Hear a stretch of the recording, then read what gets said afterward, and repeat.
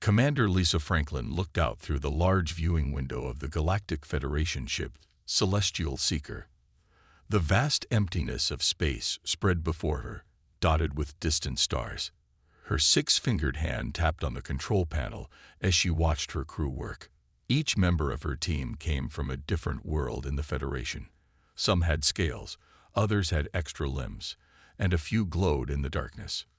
"Commander, we have found something strange," said Officer X. His blue skin wrinkled around his three eyes as he studied the scanner. "There is an old ship floating ahead. It does not match any known designs." Lisa moved closer to look at the screen. The ship that appeared was unlike anything in Federation records. It had odd angles and seemed to absorb light rather than reflect it. "Run a full scan," she ordered. "Keep your distance." The crew worked quickly, their hands moving across control panels. The ship's computer made a series of beeping sounds as it processed the information.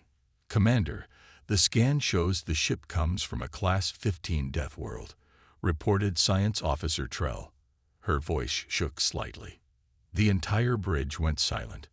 Everyone knew what that meant. Class 15 death worlds were the most dangerous planets known to exist. They had extreme weather, deadly creatures, powerful gravity, and toxic air. The Federation marked these worlds as completely off-limits. No intelligent life could possibly evolve in such harsh conditions. "Which death world?" Lisa asked, although she already suspected the answer. "Earth, Commander," said Trell, "the third planet in the Sol system." Lisa frowned. Earth was perhaps the most infamous of all death worlds. Federation explorers who had tried to study it from orbit had reported violent storms, active volcanoes, aggressive predators, and extreme temperature ranges. The planet's high gravity alone would crush most Federation species. "It must be a mistake," said Security Chief Forn. His armored plates clicked as he shifted nervously. No species from a Class 15 could build a ship that could leave their planet. "The computer is certain," Trell insisted. "This is technology from Earth." Lisa made her decision. "Prepare a boarding team. We need to learn about this ship and how it got here." The crew prepared their protective suits and weapons. They didn't know what dangers might wait inside the mysterious vessel. As the boarding team gathered in the launch bay, Lisa gave final instructions. "Remember your training. Do not touch anything without scanning it first. Stay together at all times." The small shuttle left the Celestial Seeker and moved slowly toward the dark ship. As they got closer, they could see strange symbols etched into its hull. The computer could not translate them. The shuttle docked with a soft thud. The team stood at the airlock, weapons ready. Science Officer Trull worked to open the outer door of the mysterious ship.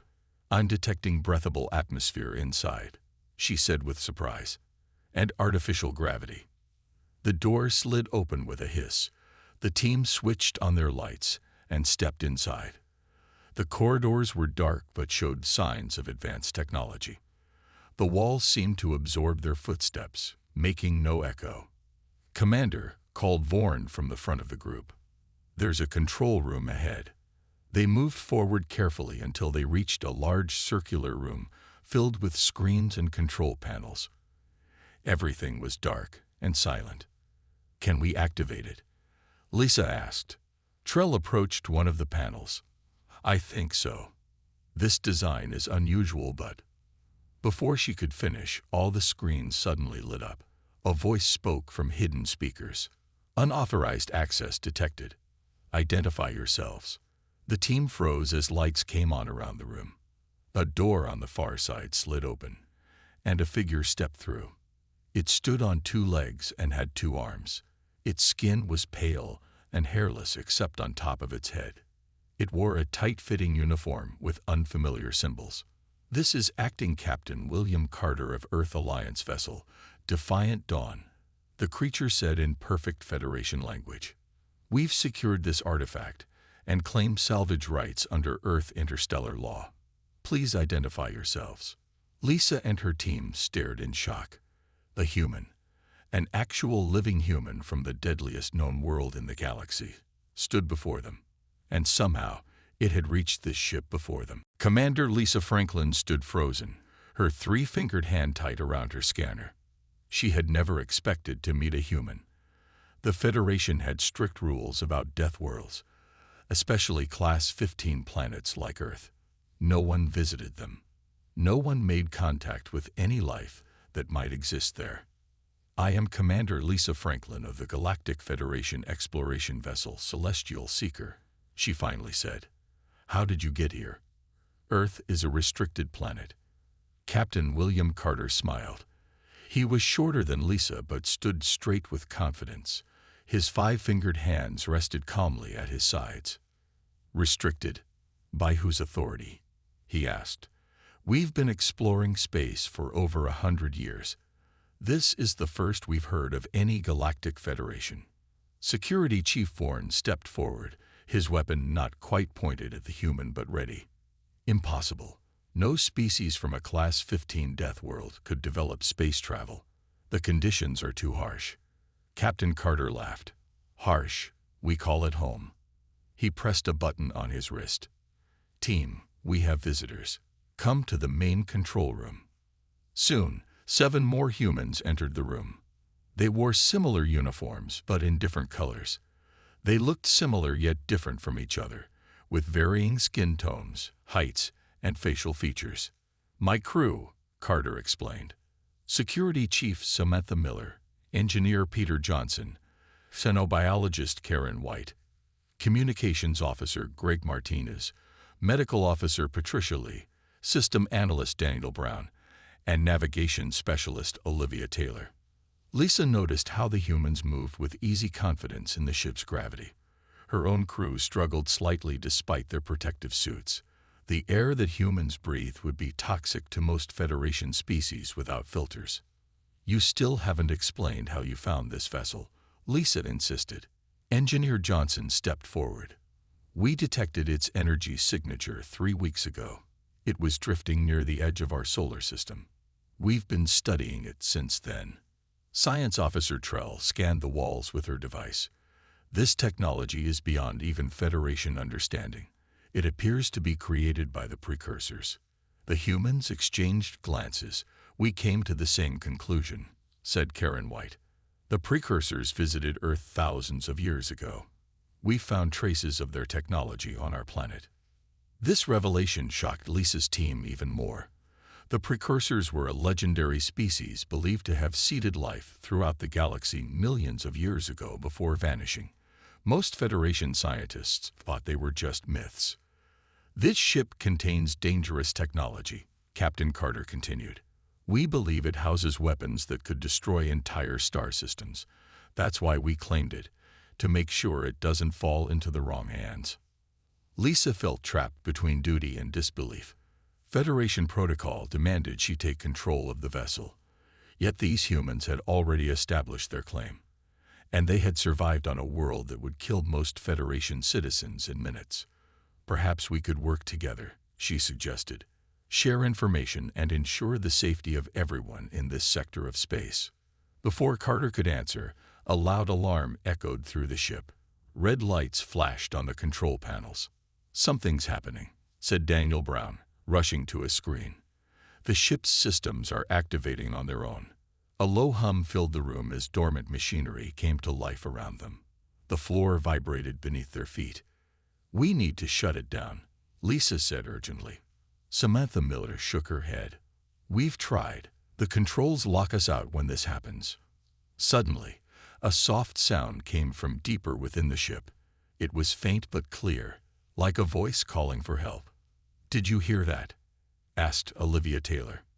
Everyone fell silent, listening.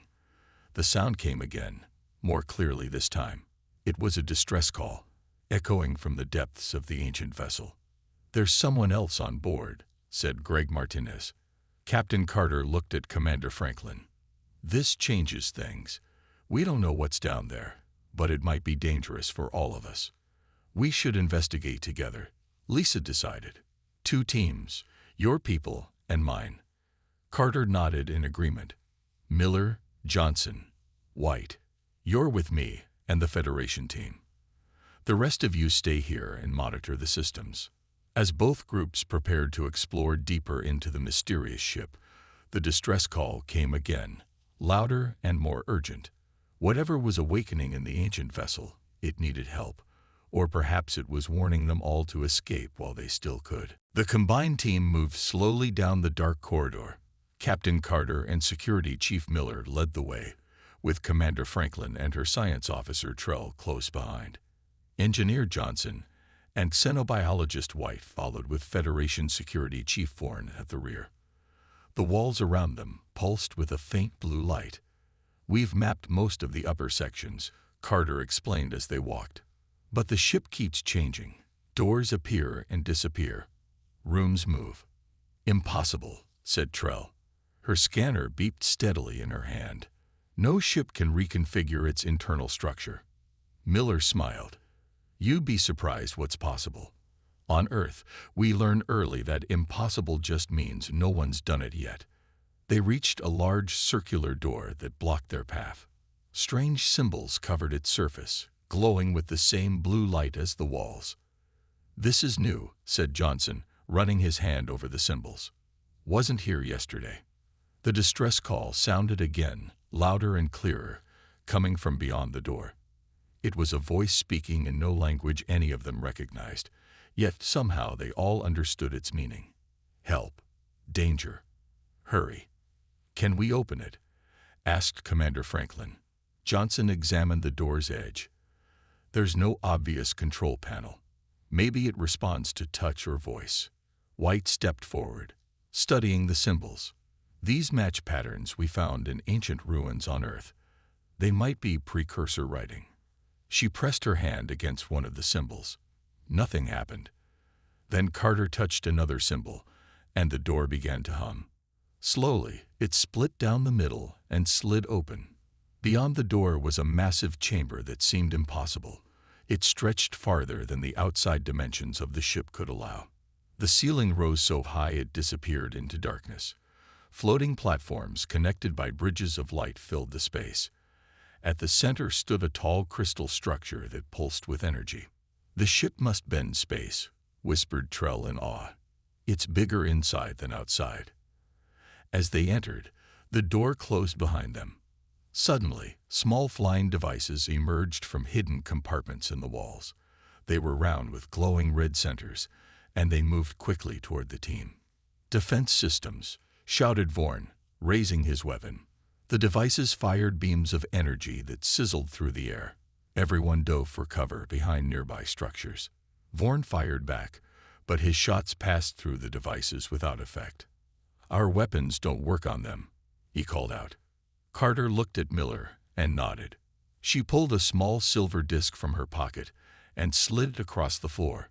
When it reached the center of the room, it released a pulse of energy. The flying devices froze in midair, then fell to the floor.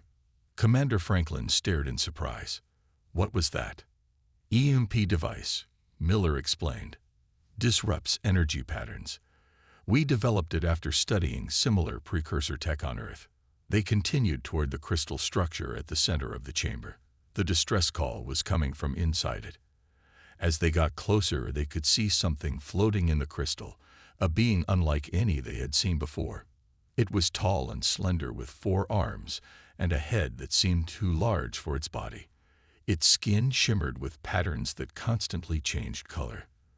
Though its eyes were closed, they could sense it was alive. "A precursor," breathed Trell. "It must be in some kind of stasis." The being's voice filled their minds again, but this time with clear words. "The weapon must not activate. The enemy returns. Need worthy successor." Johnson studied the crystal's base. "There's an interface here. Might be controls to release it." "Wait," said Commander Franklin. "We don't know if it's dangerous." But White had already placed her hand on the interface.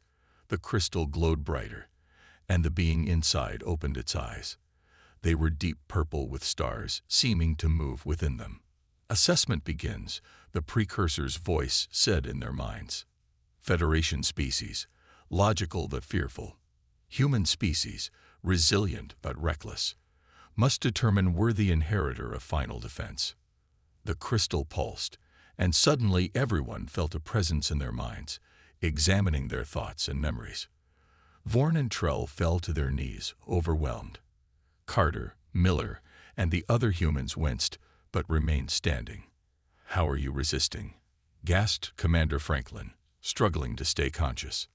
"Pain tolerance," Carter said through gritted teeth, "side effect of evolving on a death world." The precursor's voice came again. "Interesting. Humans show unexpected qualities. Further testing required."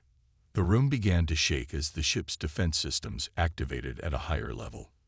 New, larger devices emerged from the walls, weapons charging. The test had begun, and survival was not guaranteed. The large defense machines surrounded the team, their weapons glowing hot. Captain Carter pulled a strange device from his belt and twisted it. A field of energy spread around the humans and Federation members, blocking the first wave of attacks. "This shield won't last long," Carter said. "We need to either shut down the defense system or get back to the door." Commander Franklin looked at the humans with new curiosity. "How do you have technology that works against precursor systems?" Miller and Carter exchanged looks. It was Engineer Johnson who finally spoke. "We should tell them," he said. "They're going to find out anyway." Carter nodded slowly. Earth wasn't just a random death world. It was made that way on purpose. Even as they talked, they moved carefully back toward the entrance, staying within the protection of Carter's energy shield. The defense machines continued to fire, each hit making the shield flicker. "What do you mean, made that way?" asked Trell, her three eyes wide with surprise. White stepped in to explain. "The precursors created Earth as a testing ground. They changed its gravity, weather, and wildlife to make it extremely dangerous.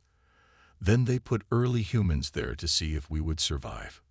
They left pieces of their technology buried around our planet," continued Miller. "Each piece was a test. If we could find it and understand it, we would grow stronger." The shield flickered again, weakening. A blast broke through and hit Vorn in the leg. He fell with a cry of pain. Johnson and Carter quickly helped him up, supporting him between them. "For thousands of years, we found and studied these precursor artifacts," Carter said as they moved. "We kept it secret. We didn't want anyone to know what we were becoming." The precursor's voice filled their minds again. "First test completed. Humans show unexpected compassion for other species, despite harsh evolutionary pressures. Interesting." The defense machines suddenly stopped attacking and moved back into the walls. The door they had entered through opened once more. "The test isn't over," warned White. "It's just changing." As they carried Vorn toward the exit, their ship communicators activated. Greg Martinez's voice came through with panic. "Captain, Commander, we're detecting multiple ships approaching. They're not Federation design." "Pirates," said Commander Franklin grimly. "They must have detected the energy from this vessel." They hurried through the door and back into the corridor. When everyone was through, the door sealed shut behind them. "We need to get back to our ships," said Commander Franklin. "We can defend from there." But as they turned to leave, the walls of the corridor began to shift and change. New passages appeared where solid walls had been before. The blue light grew brighter. "The ship is changing again," said Johnson. He checked a device on his wrist. "But it's different this time. It seems to be responding to us. To humans specifically." The walls near Carter slid open, revealing a new passage that hadn't existed before. Above the opening, symbols appeared that matched those on Carter's uniform. "It recognizes you," said Trell in awe. "The ship is acknowledging human authority." The precursor's voice spoke again in their minds. Second test initiated. Earth-born humans recognized as potential inheritors. Command access granted. Miller scanned the new passage with her own device. "This leads directly to what looks like a control center, different from the one we found before. More central." Carter turned to Commander Franklin. "Your officer needs medical attention. Take him back to your ship and prepare for the pirates. We'll see what we can learn from this new control center." The Federation commander hesitated. "I should send someone with you." "No," Carter said firmly. "The ship only seems to be granting access to humans. We'll report what we find." As if to confirm his words, when Trell tried to step toward the new passage, an invisible barrier stopped her. "Go," said Carter. "Protect your people. We'll handle this part." Commander Franklin nodded reluctantly. "Be careful. And remember, whatever happens, we're in this together now." As the Federation team headed back toward their ship, Carter led his team into the new passage. The walls sealed behind them, locking them in. Ahead, lights activated automatically, revealing a path to the heart of the ancient vessel, and perhaps the truth about humanity's connection to the precursors. Commander Franklin helped Vorn move quickly through the corridors back toward their ship. Trell followed close behind, scanning constantly for new threats. They reached the airlock where they had first entered and hurried inside their shuttle. As they detached from the ancient vessel, Franklin contacted her ship. "Celestial Seeker, this is Commander Franklin. Prepare for our return and activate defense systems. Hostile ships approaching." On the main screen, she could see 5 ships moving toward them. They were dark and angular with weapons clearly visible on their hulls. Vraxian raiders, Trell identified them. They steal advanced technology to sell on the black market. "How soon until Federation reinforcements arrive?" asked Franklin. "At least 6 hours," replied her navigation officer through the communicator. The shuttle docked with the Celestial Seeker, and they rushed to the bridge. Vorn was taken to the medical bay despite his protests. "Put the human ship on screen," Franklin ordered once she reached her command chair. The image showed a smaller vessel attached to the other side of the precursor ship. It was sleek and efficient-looking with Earth markings visible on its hull. "They're completely exposed to the raiders," said Trell. "Their ship is designed for exploration, not combat." Franklin made a quick decision. "Move us between the raiders and the human vessel. Open a channel to the Vraxians." The largest raider ship appeared on screen. The Vraxian captain had gray skin and 4 yellow eyes. Sharp teeth showed when he spoke. "Federation vessel, move aside. We claim salvage rights to the ancient ship. This vessel has already been claimed jointly by the Federation and Earth representatives," Franklin replied firmly. "Leave this sector immediately." The Vraxian captain laughed. "Earth? The death world. You expect us to believe humans have space travel?" He turned to speak to someone off-screen. "Prepare to fire. Disable the Federation ship first." Franklin cut the transmission. "Shields up. Prepare evasive maneuvers." Inside the precursor vessel, Captain Carter and his team followed the glowing path through twisting corridors. Each passage seemed to open just as they approached. They finally reached a massive circular room with a raised platform in the center. "This must be the main control center," said Engineer Johnson, examining the strange console on the platform. Navigation specialist Taylor studied symbols appearing on the walls around them. "These look like star maps, but they show systems I don't recognize." The ship suddenly shook violently, throwing them off balance. "What was that?" asked Miller. Daniel Brown checked his portable scanner. "The raiders are attacking. Their weapons are hitting the outer hull." Carter pressed his communicator. "Martinez, report." "Captain." Martinez's voice came through with static. "The Federation ship is defending us, but they're outnumbered. The raiders have powerful weapons." Carter turned to his team. "We need to activate this ship's defense systems now." Johnson worked quickly at the console. "I think I can do it, but the interface is complex. It's asking for some kind of genetic confirmation." The precursor's voice suddenly filled the room. "Final test commencing. Human genetic pattern required for full system access. Place palm on central panel." Carter hesitated only briefly before placing his hand on the glowing panel Johnson indicated. Light spread up his arm, and his eyes widened in pain. "Captain." Miller moved to pull him away, but White stopped her. "Wait, the system is scanning him." Carter remained frozen, his face showing both pain and wonder. Images flashed across the walls, scenes of Earth, of ancient humans discovering precursor artifacts, of civilizations rising and falling. Genetic confirmation accepted, the precursor voice announced. Human Captain William Carter recognized as Command Authority. Defense Systems online. Carter gasped as the light released him. He stumbled back, supported by Miller and Johnson. "Are you okay?" asked White. "Yes," he said, his voice stronger than expected. "And I understand now. I know what this ship is, what it can do." He stepped back to the console with new confidence. His hands moved across the controls as if he had used them all his life. "The precursors didn't just test us," he explained as he worked. "They were preparing us. This ship contains a weapon that can alter reality itself. The precursors created it to fight something they called the Void, an ancient enemy that destroyed countless worlds." The ship hummed with power as systems activated throughout its structure. On the walls, the star maps shifted to show tactical displays.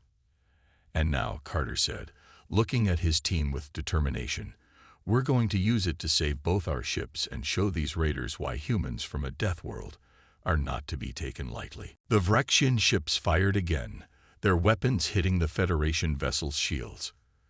Commander Franklin held onto her chair as the ship shook.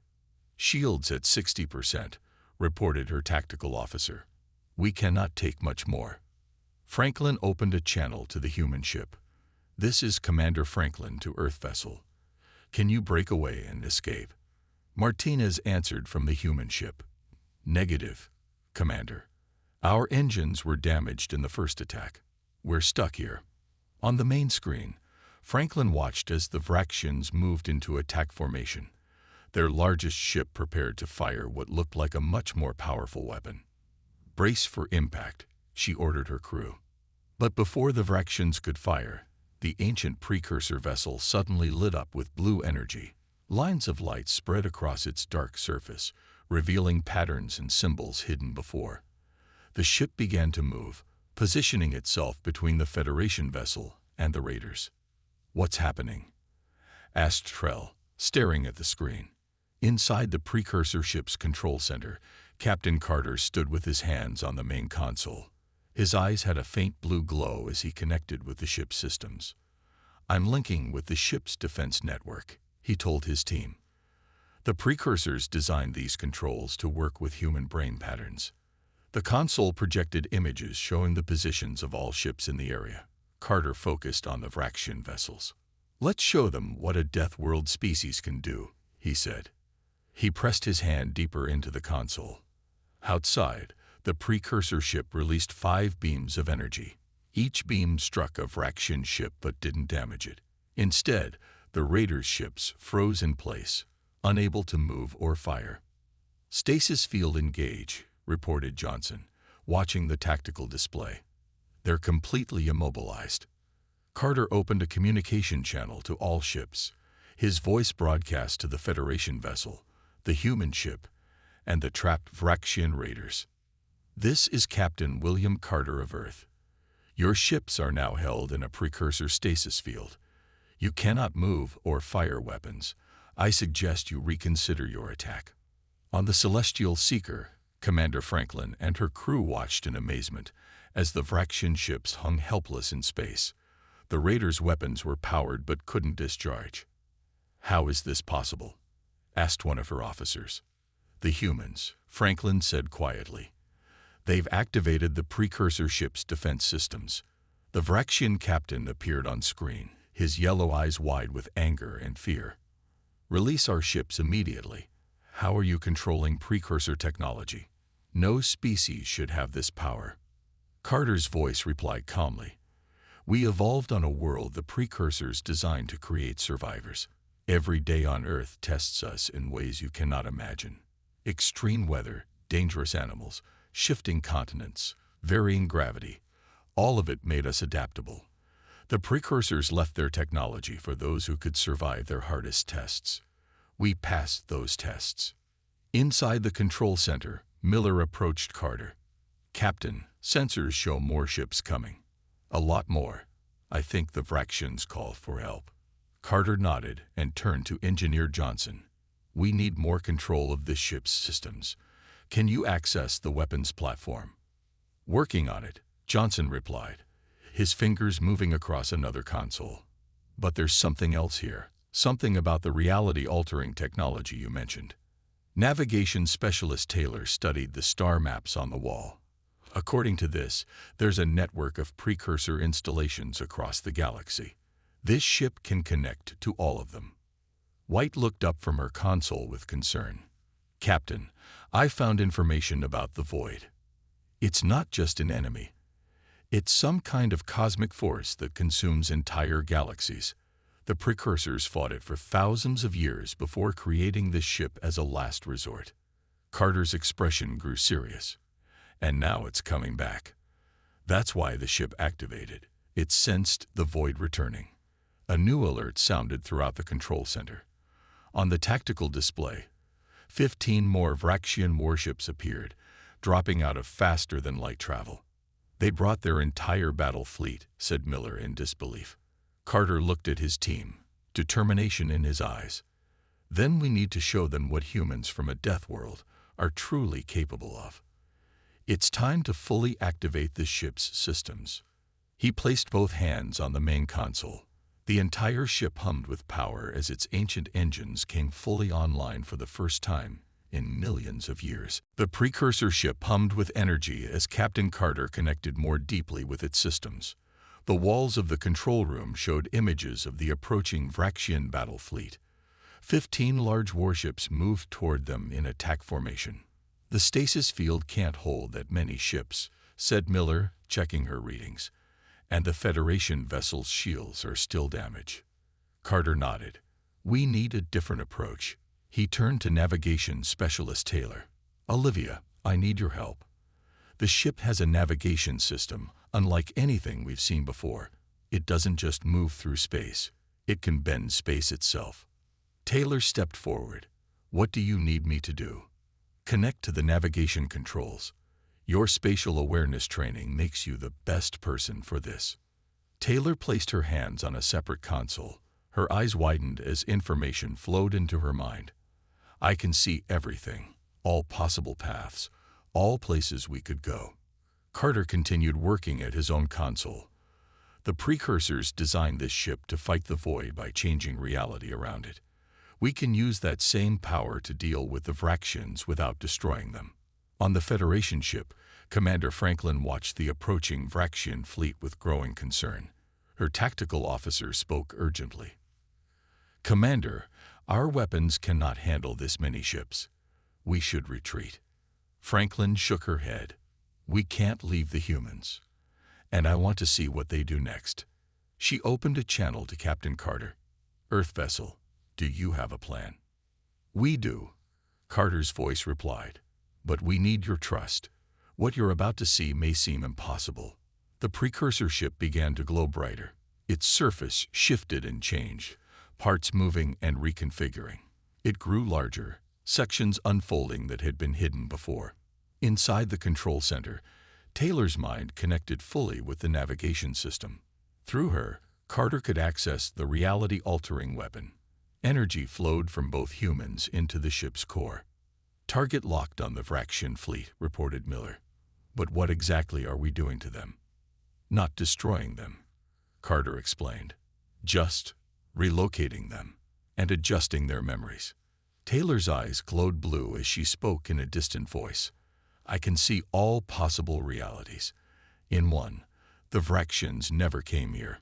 In another, they decided this region was too dangerous to explore. Choose the second one, Carter instructed. Make it real. Taylor nodded. The ship released a pulse of energy that spread outward like a wave. When it reached the Vraxian fleet, something strange happened. Space itself seemed to bend around the ships. They didn't explode or break apart. They simply disappeared, one by one. Where did they go? Asked White in amazement. Back to their home system, Taylor said, her voice returning to normal. With new memories. They'll remember discovering that this region of space is protected by powerful defenses. They won't return. The 5 raiders caught in the stasis field also vanished, returned to their home world with the rest of their fleet. Commander Franklin's voice came through the communicator, filled with awe. "Earth vessel, what did you just do?" "We'll explain everything," Carter replied. "Request permission to come aboard your ship for a full briefing." Taylor stepped away from the console, looking drained but smiling. That was incredible. I could see everything, past, present, future, all possible versions of reality. Johnson helped her to a seat. "Are you okay?" "Changed," she said. "I'll never see the universe the same way again. The precursors built this ship to fight something that exists between realities. The void isn't just coming. It's always been there, watching, waiting." Carter looked around at his team. The ship is fully activated now. All its systems are online, and it recognizes humans as its rightful users. White had been studying the ship's database. She looked up with wide eyes. "There's more. According to this, there are hundreds of other precursor installations throughout the galaxy. Many are in territories claimed by Federation species. All were meant to be awakened and controlled by humans when the time was right. Which means," said Carter slowly, "everything changes from this moment. Humanity isn't just joining the galactic community. We're being handed the keys to its most powerful technologies." He opened a channel to Commander Franklin again. "Commander, we're coming over. And we have a lot to talk about. The galaxy is about to change forever." 6 months later, Captain Carter stood at a large window in the Federation's main council chamber. The view showed a bustling spaceport where ships from many worlds came and went.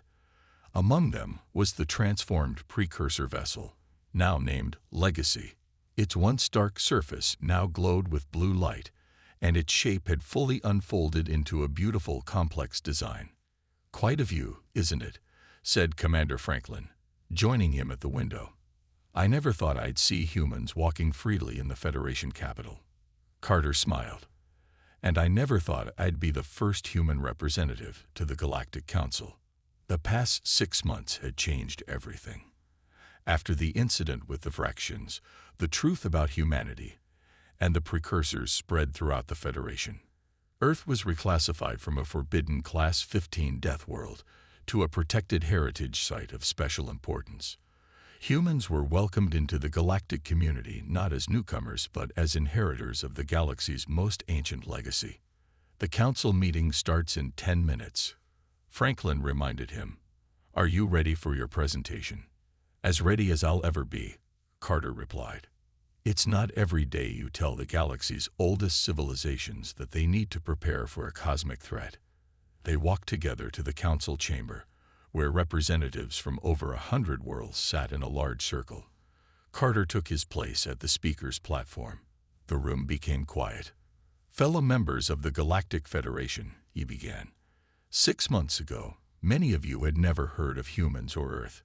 Today, I stand before you as proof that even the harshest world can produce life capable of compassion and wisdom." He activated a holographic display showing the network of precursor installations discovered across the galaxy. "We have confirmed over 300 precursor sites in Federation space. All contain technology designed to work with human biological patterns. Our joint research teams have activated 15 of these installations so far." Security Chief Miller entered the chamber and took a seat near the front. She had spent the past months training a combined Human Federation security force. Her new uniform showed both Earth and Federation symbols. With help from navigation specialist Taylor, who was changed by her connection to precursor systems, we have learned more about the threat known as the Void. Carter continued. The hologram changed to show a dark area between galaxies, slowly growing larger. The Void is a force that exists between realities. It consumes energy, matter, and even time itself. The precursors fought it for millennia before creating their network of defense installations. Now it is returning, and we have perhaps 50 years to prepare. Murmurs spread through the chamber. Carter raised his hand for quiet. But there is hope. Together, humans and Federation species have strengths the precursors never imagined. Our scientists are already developing new technologies based on precursor designs. The Legacy and other ships like it will form our first line of defense." Engineer Johnson and xenobiologist White sat together in the audience. They had become leaders in the Joint Research Initiative, combining human creativity with Federation resources. Earth was not made a death world by accident, Carter concluded. The harsh conditions that shaped humanity were designed to create a species that could adapt to any challenge. Now we face the greatest challenge of all, and we will face it together as equals. The chamber erupted in applause. Even species that had initially feared humans now recognized their value. After the meeting, Carter met with his original crew on a balcony overlooking the capital city. Taylor joined them last, her eyes still carrying a hint of blue light from her connection to precursor technology. "How are you feeling?" Carter asked her. "Different," she said. "I can still see possibilities others can't. Paths between worlds, connections no one else notices." "Any insights about our future?" asked Miller. Taylor smiled.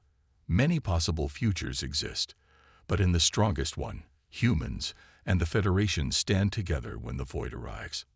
And we win." Carter looked out at the stars visible above the city. Somewhere out there, the ancient enemy was coming. But for the first time in millions of years, the galaxy was ready. The species from a Class 15 death world would lead the way, not despite their harsh origins, but because of them. "Then that's the future we'll make happen," he said. "Together."